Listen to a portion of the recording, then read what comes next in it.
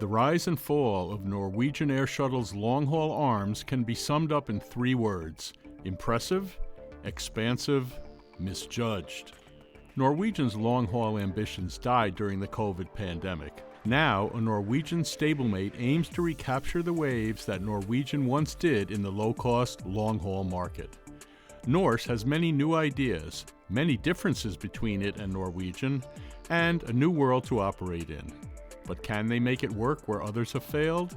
Can they walk the walk, or just talk the talk? In order to gauge whether Norse Atlantic can succeed, we need to first establish what went wrong with its cousin, Norwegian Air Shuttle, and its long-haul ambitions. On paper, the logic was simple.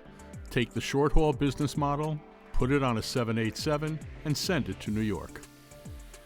To the project managers and route architects at Norwegian back in 2013, watching their first wide-body be delivered new from the Boeing plant in Seattle, the future seemed bright.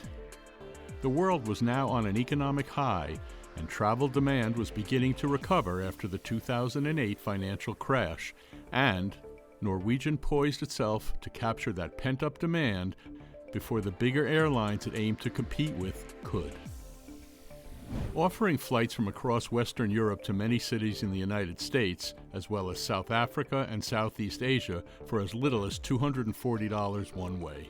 What this model essentially involves is charging the bare minimum fee, the flight, and charging everything for everything else as an option extra, such as food, seat allocation, baggage allowances, etc. A tried and tested business model on the likes of Ryanair, Southwest Airlines, and even Norwegian's short-haul arm in Europe. This works on short-haul routes, so why can long-haul services with the same model often struggle? One major problem is aircraft utilization. In the time a 787 would take to fly from London to San Francisco and back, a 737 could have flown maybe 7 or more services and potentially made more money for the airline. All the while, that 787 has only been able to fly 2 flights in that same amount of time.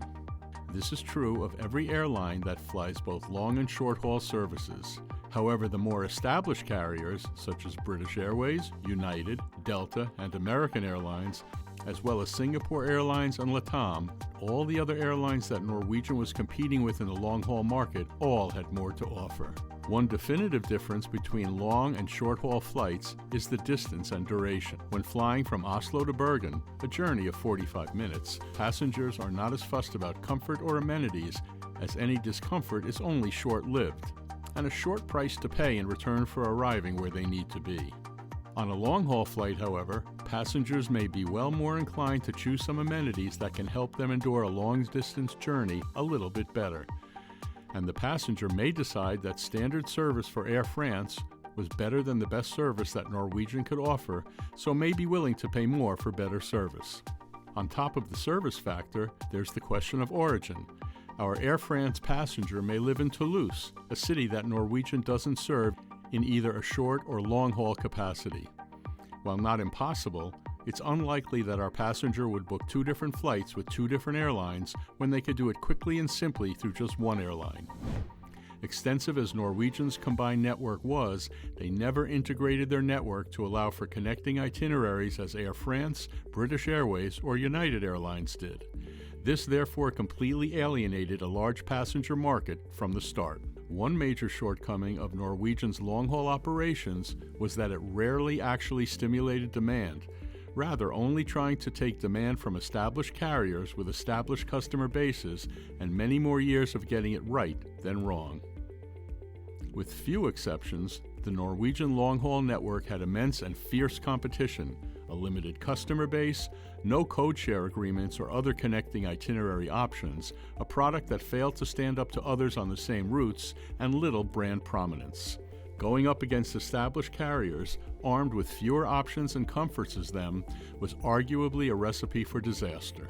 For example, in 2014, British Airways launched a service from London Heathrow to Austin, Texas. The success of this route led British Airways to upgrade from their original 787-8 Dreamliner to the larger 787-9, as well as even larger 777-300ER and even larger 747-400 for a short while. British Airways was already an established transatlantic brand in the United States, as well as just in Texas, with them already serving Dallas and Houston.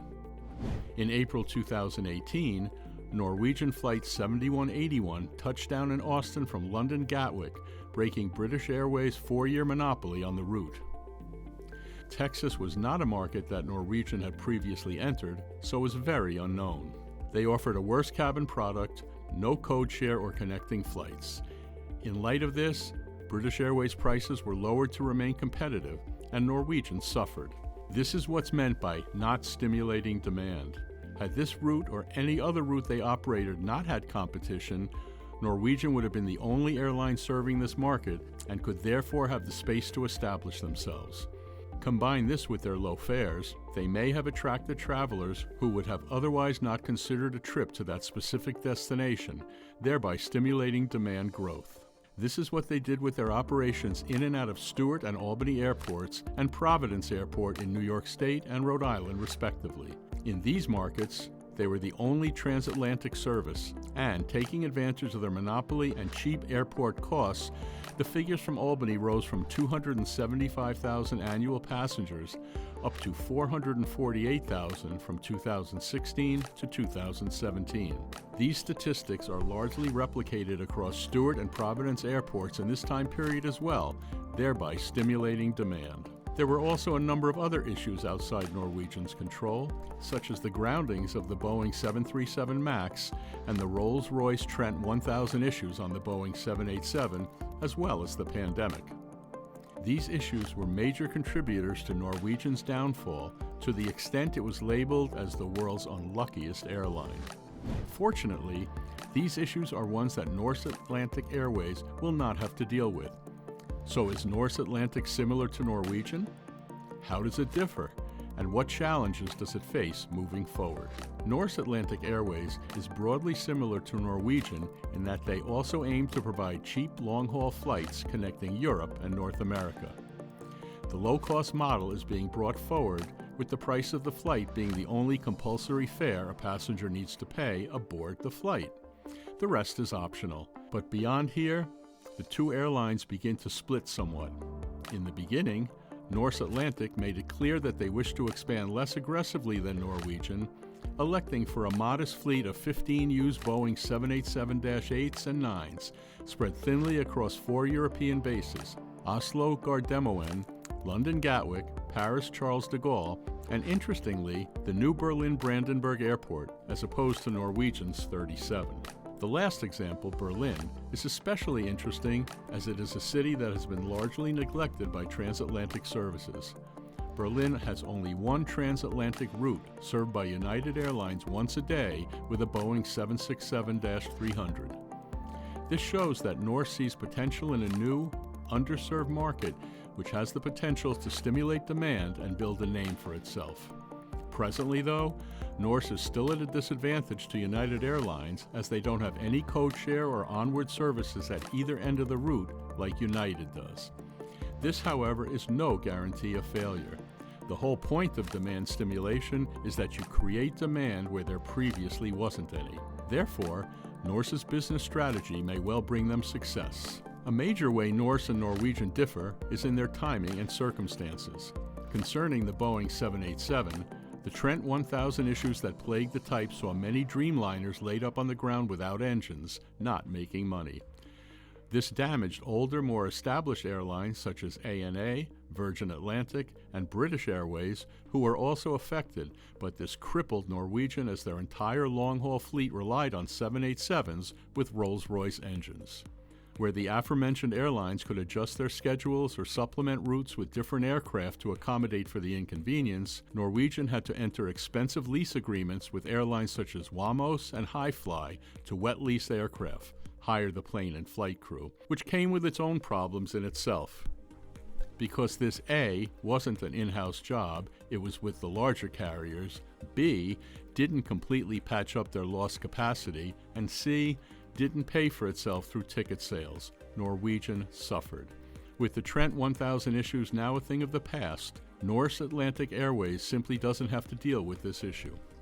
Another major bonus for Norse is its integrated operations system.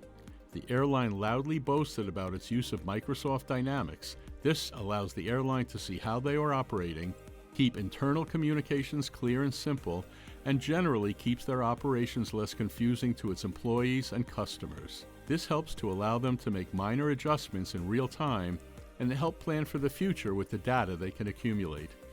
This will also be easier in a much smaller airline with only 12 aircraft and 7 destinations. A unique selling point of Norse is its aim of being the world's lowest carbon-emitting airline. Sometimes, for some potential passengers, it's not who they fly with, but rather the fact of flying in itself. It's no secret that aviation is a major producer of greenhouse gases, and for some, that can be off-putting. Norse aims to win back these customers with its cleaner and more efficient 787s rather than 767s or other older types of aircraft. In addition to the type itself, they intend to fill them nearly to capacity, with their 787-9s having up to 344 seats in its densest configuration.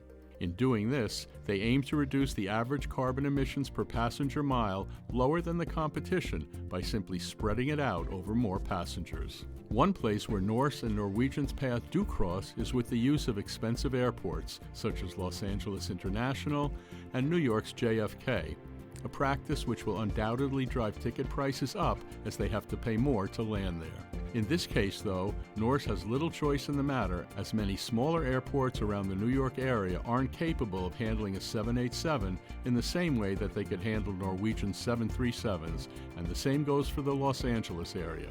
In London and Paris, there is more of a choice. However, some are more specialized and known for this kind of traffic than others, and in Berlin and Oslo, there is only one airport.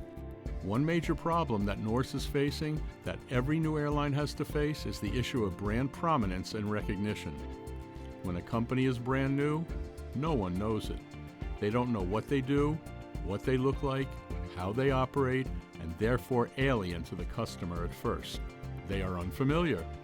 And for an airline that only started flying in 2022, this is something that will have to be contented with one day at a time, and likely one of their biggest priorities in the immediate future. Even with the experience gained from its predecessor, Norse Atlantic is still a brand new airline with its own challenges in a brave new world.